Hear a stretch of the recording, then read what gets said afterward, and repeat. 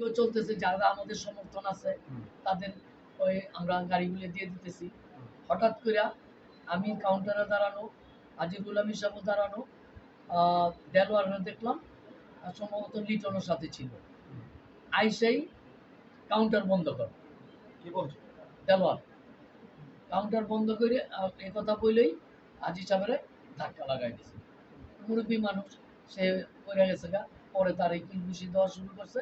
আবার দেখলাম ওই কিছু লোকজন ওই পুরাতন ওই যে রামদা টামদা লাঠি সোটা নিয়ে দৌড়াইয়া পুরা আইসা পড়লাম। এর মধ্যে কি আপনাদের কেউ আহত হয়েছে? হ্যাঁ, 2 জন আহত হয়েছে। কে কে আহত রোলামি হয়েছে? সাহেবের পা মনে ভেঙে গেছে, আর আরেকজনকে যে কোপ দিছে এই জায়গায় হাতে কয়েকটা ছিলি লাগছে।